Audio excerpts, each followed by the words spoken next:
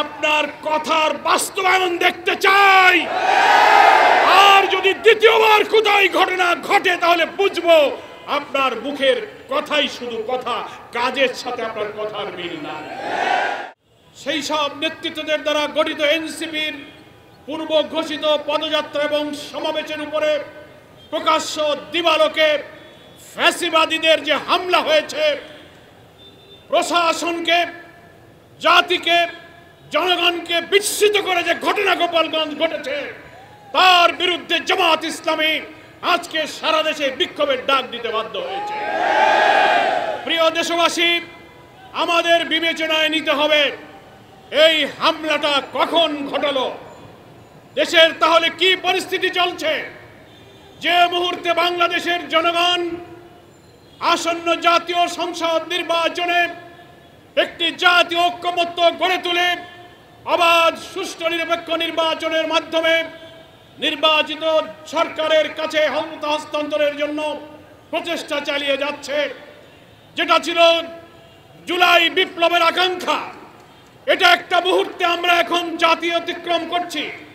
অপরদিকে আগামী পরশুদিন 19শে জুলাই ইতিহাসের সর্ববৃহৎ জাতীয় মহাসমাবেশ হবে সোহরাওয়ার্দী উদ্যানে। সারা বাংলাদেশের জেলা, মহানগর, ঢাকার পার্শ্ববর্তী সমস্ত জনগণ এই মহাসমাবেশে আসার জন্য ব্যাপক প্রস্তুতি, প্রচার, মিছিল, মিটিংয়ে বাংলাদেশ মুখরিত করে রেখেছে। সেই মুহূর্তে এনসিপি সারা বাংলাদেশে তাদের পূর্ব ঘোষিত একটি পদযাত্রার কর্মসূচি ঘোষণা করেছে। সকল জেলায় অনুমোদিত নিয়ে তারা এই প্রোগ্রাম ঘোষণা করেছিল। তাহলে সুষ্ঠু বাংলাদেশের নতুন গণতন্ত্র, নতুন বাংলাদেশের উত্তরণের এই সময়ে জামাত ইসলামীর ঐতিহাসিক জাতীয় সমাবেশকে সামনে রেখে গতকাল গোপালগঞ্জের হামলা একটি অশনি সংকেত আমরা মনে করি। প্রশ্ন উঠেছে, গোপালগঞ্জ কি বাংলাদেশের অংশ না দিল্লির তাবেদার? আজকে যে প্রশাসন, যে সরকার দেশ পরিচালনা করছেন, তার থেকে গোপালগঞ্জের সরকার আর প্রশাসন কি আলাদা? এই প্রশ্ন আজকে উঠেছে। তা না হলে দিন 11টা-12টার সময় সারা ভিডিওতে দেখা যাচ্ছে অস্ত্র শস্ত্র উঁচিয়ে বোমাবাজি করে, আগুন দিয়ে মঞ্চ ভেঙে, ডিসি এসপি অফিস ভেঙে চুরে যেভাবে নাক্কারজনক নারকীয় ঘটনা হয়েছে, তাহলে পূর্বের অনুমতি সরকারের গোয়েন্দা সংস্থা, জেলা প্রশাসন, পুলিশ প্রশাসনকে আগে জানাবার পর তারা কি ব্যবস্থা নিয়েছেন, এই প্রশ্ন জাতির সামনে উঠেছে। তাহলে কি আমরা সেই আওয়ামী ফ্যাসিবাদী যুগে ভিন্ন মতের সভাকে ভেঙে দেওয়া, বাতিল করা, নিষিদ্ধ করা, মঞ্চ ভেঙে দেওয়ার সেই যুগে আমরা এখনো বসবাস করছি কিনা, এই প্রশ্ন এখন উঠেছে। জামাত ইসলামীর 19 তারিখের এই মহাসমাবেশ সামনে রেখে লক্ষ লক্ষ মানুষ ঢাকার দিকে যখন রওনা দিচ্ছে, তখন গতকালকের আক্রমণ গোটা জাতিকে আতঙ্কিত করে তুলেছে। আমরা পরিষ্কার সরকারের কাছে দাবি করতে চাই, হামলা হলো তখন পুলিশ প্রশাসন কি করেছে ভিডিওতে জনগণ দেখেছে। ডিসি সাহেবের দায়িত্ব কি ছিল? এসপি সাহেব কি করেছে? ওই জেলায় সেনাবাহিনীর যিনি কমান্ডিং অফিসার ছিলেন তার কর্তব্য কি ছিল? এমন না যে কোনো কিছুই তাদের জানা ছিল না। জানা থাকার পরেও তাদের এই অস্বাভাবিক নির্লিপ্ততা কেন হলো, এর দায়িত্ব কার? এর তদন্ত করে তাদেরকে আইনের আওতায় আনতে হবে। তা না হলে আগামী দিনে আজকের এই অন্তর্বর্তীকালীন সরকারের অধীনে একটি সুষ্ঠু নির্বাচনের লক্ষ্যে ফ্যাসিবাদ বিরোধী আন্দোলনে আমরা যারা রাজপথে ছিলাম, যারা একটি অবাধ নির্বাচনের লক্ষ্যে জাতীয় ঐক্যমতে এগিয়ে যেতে চেষ্টা করছি, তাদেরও সভা সমাবেশ, তাদেরও ভিন্ন মত এইভাবে হামলার সম্মুখীন হতে পারে। সরকারকে তাই এটা নিশ্চিত করতে হবে। আজকে প্রশাসনকে বাছাই করতে হবে, প্রশাসনের মধ্যে কারা এখনো ফ্যাসিবাদের দোসর। আর দেশবাসীর মধ্যে যদি ফ্যাসিবাদের তাবেদার কোন শক্তি দিল্লির তাবেদার থেকে থাকেন, তাদেরও চিহ্নিত করে নির্বাচনের আগে শুদ্ধি অভিযান না চালালে বাংলাদেশের জনগণ নিরাপদ থাকবে না। বাংলাদেশের বিরোধী দল মতের সভা সমাবেশ, মিটিং মিছিল নিরাপদ থাকতে পারে না। জাতীয় নির্বাচনের এই প্রাক্কালে, জামাত ইসলামীর এই ঐতিহাসিক জাতীয় সমাবেশের প্রাক্কালে আজকেই সরকারের কাছে আমরা দাবি করছি এ ব্যাপারে আপনি তাৎক্ষণিক পদক্ষেপ গ্রহণ করুন। যদিও স্বরাষ্ট্র উপদেষ্টা মহোদয় কালকে বলেছেন আওয়ামী ফ্যাসিবাদী সন্ত্রাসীদের ঘুম আমরা হারাম করে দেব, আপনার কথার বাস্তবায়ন দেখতে চাই। আর যদি দ্বিতীয়বার কোথায় ঘটনা ঘটে তাহলে বুঝবো আপনার মুখের কথাই শুধু কথা, কাজের সাথে আপনার কথার মিল না। বক্তব্য আমরা আর দীর্ঘ করব না, যেহেতু এর পরেই মিছিল হবে।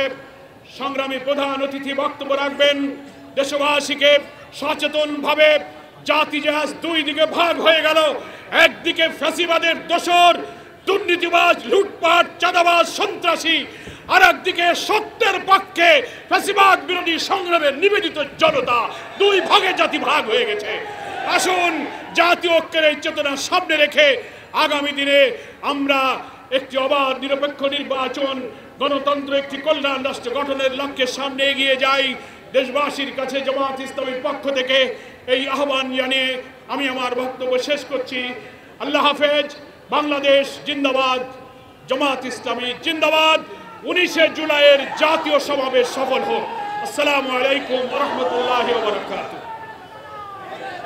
জুলাই বিপ্লবে হাজার হাজার মানুষ জীবন দিয়ে, রক্ত দিয়ে, লক্ষ লক্ষ মানুষ বছরের পর বছর কারাবরণ করে কারাগারে নির্যাতিত হয়ে আমরা সবাই মিলে ঐক্যবদ্ধভাবে আমরা এই বাংলাদেশকে ফ্যাসিবাদ মুক্ত করেছি।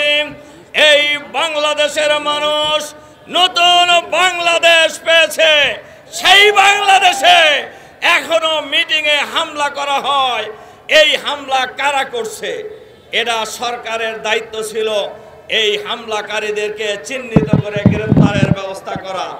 আমরা শুরুতেই বলে আসছি, সরকারের ভিতরে বাইরে ফ্যাসিবাদের দোসররা লুকায়িত আছে।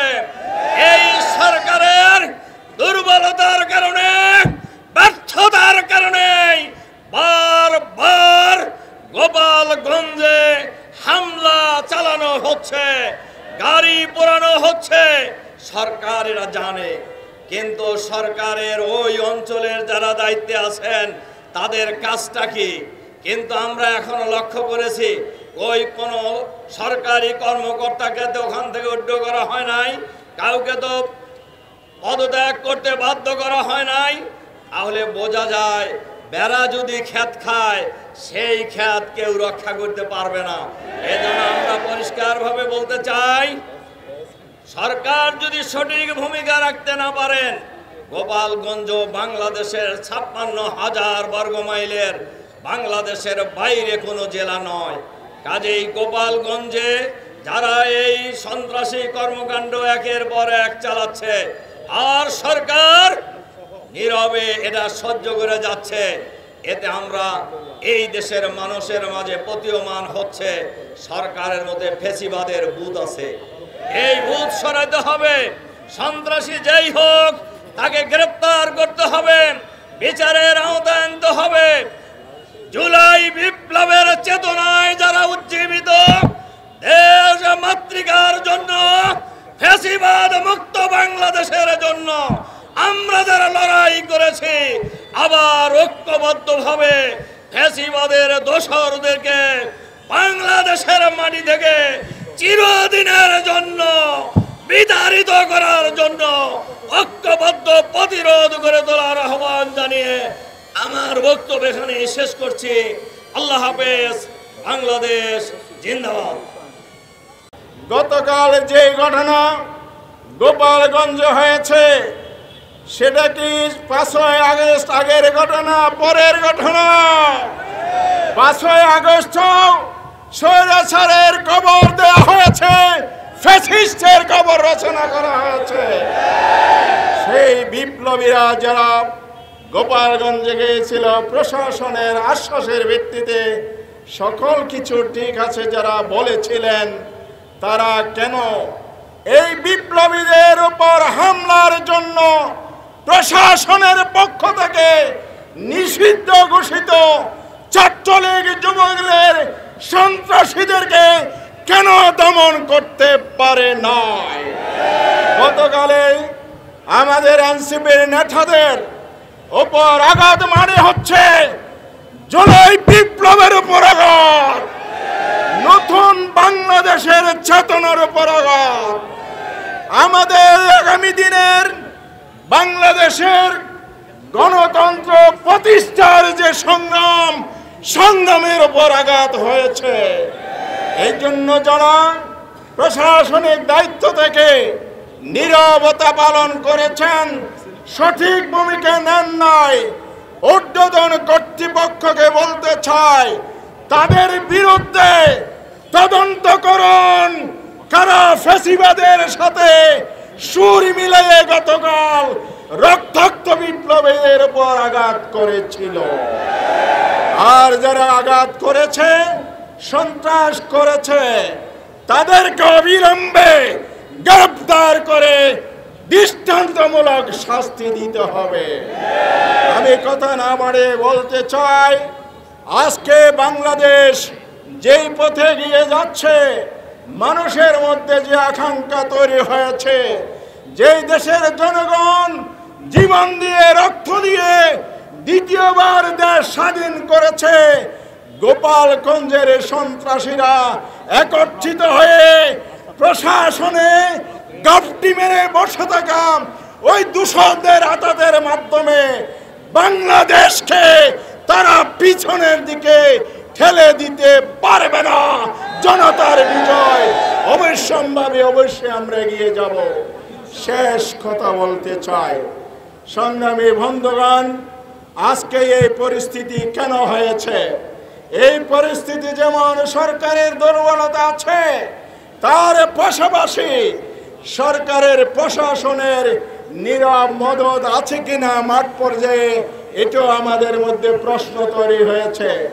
10 দিন আগে গোয়েন্দা রিপোর্ট আমাদের কাছে এসেছে, সেই সমাবেশে হামলা হতে পারে, সে হুমকির কথা বলা হয়েছে। তাহলে রাতের অন্ধকারে অস্ত্র নিয়ে সেখানে প্রবেশ করে সুসংগঠিত হয়ে দিবালোকে কিভাবে হামলা হয়েছে? এই জন্য অবিলম্বে সকল সন্ত্রাসীদেরকে গ্রেফতার করুন, না হয় বাংলার জনগণ গোপালগঞ্জে প্রশাসনে কে আছে দেখবে না, জনগণ প্রয়োজনে ঘেরাও করে সন্ত্রাসীদেরকে আইনের হাতে তুলে দিয়ে ফ্যাসিবাদ মুক্ত করবে গোপালগঞ্জকে। আসুন সবাইকে সে আহ্বান জানিয়ে আগামী দিনে আরো প্রতিরোধ গড়ার শক্তি সঞ্চয় করে এগিয়ে যাওয়ার আহ্বান জানিয়ে আমার বক্তব্য শেষ করছি। আল্লাহ হাফেজ। বাংলাদেশ জিন্দাবাদ, বাংলাদেশ জামাত ইসলামী জিন্দাবাদ। যারা গত 15 বছর বাংলাদেশকে খুনের রাজনীতিতে পরিণত করেছিল, যারা খুন করেছে, গুম করেছে, অন্যায় করেছে, লুটপাট করেছে, দেশের সম্পদ পাচার করে বিদেশে বেগম পাড়া তৈরি করেছে, বাংলাদেশের বিচার ব্যবস্থাকে ধ্বংস করেছে, যারা হামলা মামলা অত্যাচার জুলুম নির্যাতনের মধ্য দিয়ে এই বাংলাদেশকে আইয়ামে জাহিলিয়াতের চেয়েও জঘন্যতম একটি সমাজে পরিণত করেছিল, তারাই গতকালকে গোপালগঞ্জে এই ধরনের ন্যাক্কারজনক ঘটনা সংঘটিত করেছে। আমরা তাদেরকে চিনি, আমরা তাদেরকে পরিষ্কার বলতে চাই, বাংলাদেশে আর কোনোদিন স্বৈরাচার মাথা উঁচু করে দাঁড়াতে পারবে না। আপনারা স্বপ্নে বিভোর আছেন যে 14, 18 এবং 24-এর মতো আর একটি নির্বাচন আপনারা করবেন। সেই স্বপ্ন বাদ দিন। বাংলাদেশে আর কোনোদিন এই ধরনের 14, 18, 24 মার্কা নির্বাচন বাংলাদেশের জনগণ হতে দেবে না। যারা এই সন্ত্রাসীদেরকে লালন পালন করছে, প্রশ্রয় দিচ্ছে, যারা তাদেরকে চিনেও তাদেরকে আইনের আওতায় আনছে না, তারাও সমানভাবে এই জাতির কাছে আসামি হবে। আমরা তাদেরকে সময় থাকতে সঠিক পথে আসার জন্য আহ্বান জানাচ্ছি। সম্মানিত ভাইরা, 5ই আগস্ট যে নজিরবিহীন ঐক্যের মাধ্যমে এই বাংলাদেশে একটি অভ্যুত্থান সংগঠিত হয়েছিল, আমরা আজকে দেখতে পাচ্ছি সেই ঐক্যের মধ্যে ফাটল ধরানোর জন্যে, ঐক্যকে বিনষ্ট করার জন্যে আজকে বিভিন্ন ষড়যন্ত্র চলছে। যারা জুলাই বিপ্লবের অংশীজন তাদেরকে বলতে চাই, আপনারা দেশকে নিয়ে তামাশা করবেন না, জনগণের সেন্টিমেন্টকে নিয়ে তামাশা করবেন না। সকলে আজকে আমাদেরকে ঐক্যবদ্ধ থাকতে হবে এবং আগামী নির্বাচনে ঐক্যবদ্ধভাবে দেশ গড়ার জন্যে দায়িত্বশীল ভূমিকা পালন করতে হবে। যদি আমরা তা পারি তাহলে আল্লাহ তাআলা তার রহমত এবং সাহায্য আমাদের থেকে দূরে সরবে না, আমাদের সাথে থাকবে। আল্লাহ তাআলা আমাদেরকে সেই ঐক্য গড়ে তুলে আগামী দিনে দেশকে গড়ার জন্যে যথাযথ ভূমিকা পালনের তৌফিক দান করুন, এই কামনা রেখে কথা শেষ করছি। আসসালামু আলাইকুম ওয়া রাহমাতুল্লাহ। তারাই পরাজিত হবে, সত্য বিজয়ী হবে, বাংলাদেশ টিকবে, বাংলাদেশে বিজয়ী হবে। প্রত্যেকের হৃদয়ের ভিতরে একটি প্রতিবাদ তৈরি হয়েছে। যখন এই সময় হয় তখন এই প্রতিবাদী চেতনা রাজপথকে উত্তেজিত করে, রাজপথকে প্রতিবাদে মুখরিত করে। আমরা দেখেছি এক শান্ত পরিবেশ ছিল, হঠাৎ করে একটি বক্তব্য ভারতের মাটিতে কোনো এক ব্যক্তি সকল মানুষকে 32 নম্বরের দিকে ধাবিত করেছিল। আজকে হঠাৎ যে উত্তেজনা, গত 3-4 দিন ধরে হঠাৎ দেশ গরম হয়ে গেছে, ঠিক কিনা? এটা শুরু হয়েছে মিটফোর্ড হাসপাতাল থেকে, তার ফ্রন্ট থেকে। মানুষ যখন দেখেছে একজন নিরীহ মানুষকে প্রকাশ্যে পাথর দিয়ে মেরে মেরে উলঙ্গ অবস্থায় সেখানে তাকে হত্যা করেছে নির্মমভাবে, মানুষ এই বিবেচনা আসেনি তিনি কোন দল করেন। মানুষের বিবেচনা আসেনি যারা মেরেছে তারা কোন দল করে। মানুষ সেই হৃদয় বিদারক, অসহনীয়, অস্বাভাবিক মৃত্যুর এই ঘটনাকে তার হৃদয়ের রক্তক্ষরণের কারণে আবার সেই 1 আগস্ট থেকে শুরু করে 5 আগস্টে, সেই 26 জুলাই, সেই 14 জুলাইতে ঢাকা বিশ্ববিদ্যালয়ের নারীদের হোটেল হোস্টেলে যে স্বাভাবিক উদ্বেলিত ঢেউ প্রতিবাদ, ঝড়, সাইক্লোন তৈরি হয়েছিল, মেয়েরা রাজপথে নেমে এসেছিল। আবার বাংলার মানুষেরা, রিক্সাওয়ালা, শ্রমিক, ছাত্র, আলেম ওলামা সেই দিন মিটফোর্ডের ঘটনায় রাজপথে নেমে এসেছিল। সেখানে কোনো দল কি পরিচয় এইটি মানুষের বিবেচনা করে। এটাই আমাদের শক্তি, এই জাতির শক্তি। যারা ভাবে মানুষ আবার দ্বিধাবিভক্ত হয়ে গেছে, যারা ভাবে সেই 5 আগস্টের চেতনা করে মাঠে দেখা যায় না, তারা এই ভুল বুঝছে, এই ভুল ধারণা করছে যে মানুষের হৃদয়ে ব্যক্তিতে যে আগুন জ্বলছে, প্রয়োজনে সে আগুনের রাস্তায় নেমে এসে অন্যায়কে সেদিন তারা আবার জ্বালিয়ে পুড়িয়ে বস্মীভূত করে মানুষের অধিকারকে প্রতিষ্ঠা করে। প্রিয় ভাইরা, আজকে রাস্তায় 2টো স্লোগান, কয়েকদিন আগে একইভাবে 3টি দলকে টার্গেট করে স্লোগান দেওয়া হয়েছিল। আজকের সারা বাংলায় একটি স্লোগান হওয়ার কথা, সেইটি ফ্যাসিবাদ, পুঁজিবাদ, স্বৈরতন্ত্র এবং পরাজিত, নিষিদ্ধ ঘোষিত গতকালের হামলাকারীদেরকে গ্রেপ্তার এবং শাস্তি দেওয়ার দাবি। কিন্তু রাজপথে আবার একটি মিছিল থেকে স্লোগান আসছে জামাত ইসলামীর বিরুদ্ধে। কালকে কি জামাত হামলা করেছে? মানুষকে আজ জামাতের বিরুদ্ধে সোচ্চার না, গোপালগঞ্জের বিরুদ্ধে সোচ্চার। আওয়ামী লীগ সেখানে আঘাত করেছে প্রকাশ্যে। আজ প্রশ্ন জাগে, সেই হামলায় প্রশাসনের ভূমিকা অলরেডি বলেছেন। তার পরের দিনের আজকের জামাতের বিরোধী স্লোগান, আমাদের মনের ভিতরে এই প্রশ্ন তৈরি হয়েছে কালকের ঘটনার আরো গভীরে যেতে হবে। কালকের ঘটনার উৎস শুধুমাত্র কতিপয় ছাত্রলীগের সংশ্লিষ্ট গোষ্ঠী একটা হামলা চালিয়েছে, তাৎক্ষণিকভাবে হালকাভাবে এটা ভাবার কোনো কারণ নাই। কারণ তারা এটা জানে যে গতকালকেই কিয়ামত হয়ে যাবে না। তারা এটা জানে তাদের অকর্ম সাময়িকভাবে তারা বিজয় হলেও পর থেকে তাদের উপরে এর প্রতিবাদে প্রতিরোধে শাস্তিতে কি ধরনের এক ভয়ঙ্কর স্টিম রোলার চলবে এটা তারা জানে। তাহলে ইমোশনের ভিত্তিতে একটি প্রতিবাদ করার জন্য এই প্রতিবাদ সংগঠিত হয়েছে। আমরা এটা মনে করি না। তার লেজের গভীরতা খুঁজে বের করার জন্য আমি সরকারকে আহ্বান জানাচ্ছি। কিন্তু সরকারকে আহ্বান জানানোর সাথে আমাদের হৃদয়ে একটি দুর্বলতা কাজ করে। কোন সরকারকে আহ্বান জানাচ্ছি?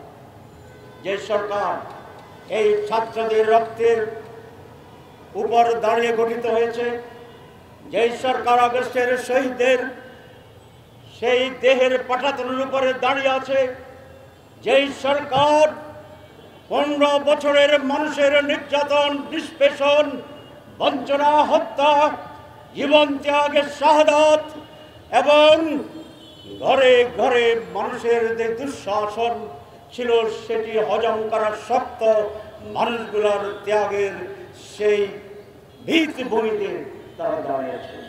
কিন্তু তারা অত্যন্ত দুর্বল মনে হয়েছে। আমার 3টে জিনিস মনে হয়েছে এই সরকার খুব দুর্বল। 2, এই সরকার সিদ্ধান্ত নিতে পারে না। 3, এই সরকারের সাথে আরো কারো যোগ সংযোগে থাকতে পারে। যদি সরকার এটি না করে তাহলে একটি গণতন্ত্র কমিশন তৈরি করার জন্য আমি আহ্বান জানাচ্ছি। আমাদের স্বরাষ্ট্রমন্ত্রী এই ঘটনার পরে আমিরে জামাত গোপালগঞ্জে যোগাযোগ করেছে। ছেলেরা যেখানে আটকে ছিল এসপি রুমে, আমি সে অবস্থায় তাদের সাথে যোগাযোগ করেছি। আমরা আরো উপরে কথা বলেছি। স্বরাষ্ট্রমন্ত্রীর সাথে কথা মনে হলো উনি মিস্টার অসহায়। উনি কি মিস্টার অসহায়? উনি বলছেন প্রশাসনের দুর্বলতা থাকলে উনি ছাড়বেন না। 1 নম্বর দুর্বলতা আপনার ভিতর। গোপালগঞ্জের এসপিকে শুনেছি আমি সাসপেন্ড করেছে বা এসপিকে প্রত্যাহার করছে মাত্র। আমি প্রধান উপদেশকে পরিষ্কার দাবি জানাই, এই স্বরাষ্ট্র মন্ত্রীকে অবিলম্বে প্রত্যাহার করতে হবে। উনি দায় এড়াতে পারেন না।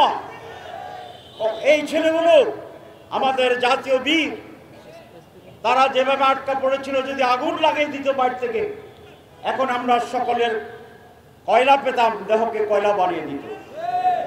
আমরা দোয়া করতেছিলাম, যোগাযোগ করতেছিলাম, পেরেশানি ছিলাম।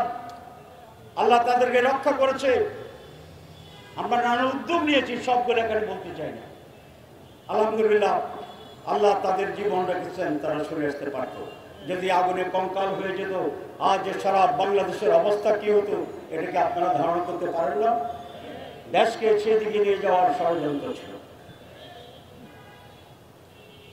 জাতি, এদেশের মানুষ যে শক্তি এবং সাহস দেখিয়েছে, ষড়যন্ত্রকারীরা কোনোভাবেই সফল হবে না ইনশাআল্লাহ। আমরা মোটেই উদ্বিগ্ন নই, ভীত নই সেইভাবে। বাংলার মানুষ আবার জেগে উঠবে। সুতরাং ষড়যন্ত্র সবকিছু মোকাবেলা করে ইনশাআল্লাহ বাংলাদেশ টিকে থাকবে, বাংলাদেশ সুশাসনের দিকে যাবে। যারা ষড়যন্ত্র করেন, যারা ভিন্ন কিছু পানি গোলাট করতে চান, এদেশের মানুষ আগের যে সচেতন, ঠিক কিনা? মুহূর্তে খবর হয়ে যায়, তারাই পরাজিত হবে, সত্য বিজয়ী হবে, বাংলাদেশ টিকবে, বাংলাদেশে বিজয়ী হবে। সবাইকে ধন্যবাদ।